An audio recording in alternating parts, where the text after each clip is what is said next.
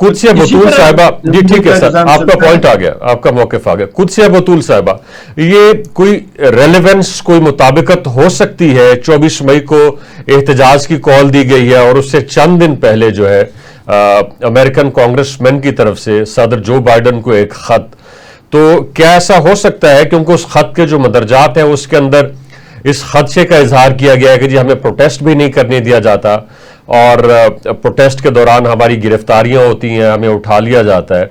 तो एक तरह से उनकी जो तवज्जो है वह मबजूल कराई जा रही है 24 नवंबर के एहतजाज की तरफ। कि आइए आप इसको भी देखिए और उस खत को भी देखिए और खत के मदरजात को भी देखिए कि हो क्या रहा है। को आपको लगता है कोई मुताबिकत है? आपको पता है कि ये इंतशारी टोला जो है इसका एक ही काम है कि ये मुल्क में अफरा तफरी और इंतशार पैदा करे। और अब आपको जैसे कि नजर आ रहा है कि हमारे वजीर आजम साहब और हमारी सीएम साहिबा डेली बेसिस पर इनिशिएटिव ले रहे हैं और इस मुल्क को दोबारा तरक्की की राह पर गामजन करने जा रहे हैं। तो इन लोगों से अब बर्दाश्त नहीं हो रहा। मुझे ये बताएं कि ये कहते थे जी बुशरा बीबी जो है वो आवाज आ रही, बुशरा बीबी जो है जी जी आपकी आवाज आ रही है। सियासी खातून, वो सियासी खातून नहीं है। तो ये अब जो किया जा रहा है ये घरेलू खातून, मतलब कि इनको घरेलू खातून जो है वो समझा जा सकता है। तो वो पहले भी पर्दे के पीछे रहकर सारी सियासत की ये खातून कर रही थी और जादू टोने यही खातून कर रही थी। आपको पता है कि जब इन्होंने असेंबलियां तोड़ी तो इन्होंने कौन सा किसी अपने एमएनए या एमपीएस को जो है एतमाद में लिया, तब भी ये जादू टोने और इन्हीं के ही जो मौकलात के थ्रू काम होते थे। तो अब भी मैं समझती हूँ कि ये जो तहरीक इंसाफ निकल रही है और कहती है कि हम उड़ा कर रख देंगे और हमने अपने सरों पर कफन बांध दिया, हमारे जनाजे पढ़ ले। आप मुझे ये बताएं कि आप जो भी कोई बाशऊर इंसान है, आप और हम अल्हम्दुलिल्लाह पढ़े लिखे हैं, शऊर रखते हैं कि क्या ये जो मुल्क है हमने इस दिन के लिए लिया था? क्या हमने ये मुल्क जो है वो कलमे की बुनियाद पर नहीं लिया था? मेरा, आपका, हम सबका ये फर्ज नहीं है इसकी हिफाजत करना? इसके ये जो फौजी हैं, मुझे ये बताएं कि 9 मई वाला वाक़या जो इन्होंने दोहराया किया है और अब ये फिर दोहराने जा रहे हैं, तो मैं समझती हूँ कि हमारी हुकूमत, अफवाज पाकिस्तान इस चीज को बिल्कुल भी बर्दाश्त नहीं करेंगे। अब इनकी ये जो नॉनसेंस, ये स्टूपिड हरकतें हैं ना, इसको बिल्कुल बर्दाश्त नहीं करेंगी। और उसके बाद ये कि बुशरा बीबी साहिबा ने कहा है कि जी 5-5 हजार बंदे जो है ना वो लेके आएंगे, अदरवाइज वरना उनको पार्टी से फारिग कर दिया जाएगा। आपने देखा है कि पिछले माह जब एसयू की कॉन्फ्रेंस होने जा रही थी तब एक अली अमीन गंडापुर साहब के अलावा बाकी लीडरशिप सारी इनकी छुपी हुई थी, ठीक है। उसके बाद जितने भी वर्कर्स थे वो उनको मारे खाने के लिए छोड़ जाते हैं। इनको चाहिए कि ये अपने बच्चों को आगे लेके आए, अपने जो है अपने खानदान वालों को आगे लेके आए।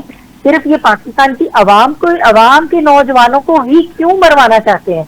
देखिए, हमारी हुकूमत ने इनको वाज़ेह कहा है और अफवाज पाकिस्तान ने इनको वाज़ेह कहा है कि अगर ये इस तरह की 9 मई वाला वाक़या जो दोहराया गया तो हम इनसे आखिरी हाथों से निपटेंगे और इनके साथ जो करना, जिस तरीके से भी इनको रोकना पड़ा हम रोकेंगे अगर ये बाज नहीं आएंगे।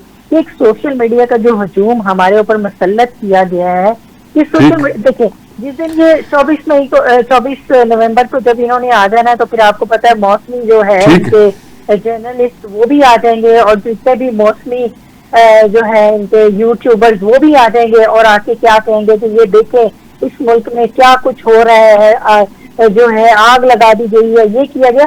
और सबसे पहले देखें, ये लोग ही हर चीज को जो है ना स्टार्ट करते हैं। इनको क्या तकलीफ है, किस चीज की? बुशरा बीबी को क्या मसला है? एक कुर्सी की, इतनी कुर्सी की लालच है। और इस वर्ग को, जिस शख्स ने इस मुल्क के साथ जो है 9 मई वाले वाक़ये के बाद इस मुल्क के साथ इन्होंने 14 के साथ जो कुछ किया है वो आपके साथ, मेरे साथ, हम सबको पता है। और ये अब अफवाज पाकिस्तान की सिर्फ जंग नहीं है, ये अवाम पाकिस्तान की ठीक है आपका मौक़िफ़ आ गया। पाकिस्तान की अवाम इनको मुस्तरद कर चुकी है और इंशाअल्लाह ताला इनको जो है ये जो इनकलाब आपको या हमें ये बताते हैं ना कि ये इनकलाब आ जाएगा इसके बाद, तो ये इनकलाब होता हुआ नजर नहीं आ रहा, बल्कि इनको ठीक है आपका पॉइंट आ गया कुदसिया साहिबा। रिजवान साहब, उस नैरेटिव का क्या हुआ कि जी हम कोई गुलाम है। अब वही मुल्क जो है वो बानी पीटीआई को बचाने के लिए आ रहा है और उनकी रिहाई के लिए दादरसी कर रहा है, वहाँ पे करारदादें पास हो रही हैं, खतूत लिखे जा रहे हैं। तो एक वक्त वो था कि साइफर लहराया जा रहा था कि जी इन्होंने हमारी हुकूमत को ख़त्म किया, अब वही मुल्क उन्हें रेस्क्यू करने आ रहा है। तो वो जो एक नैरेटिव था कि हम कोई गुलाम हैं या फिर एब्सोल्युटली नॉट, उसका क्या हुआ? शेख साहब, बात यह है कि वो पॉलिसी मैटर्स है। पॉलिसी के जब मामलात होंगे तो उसके ऊपर एब्सोल्युटली नॉट बिल्कुल कहा जाएगा।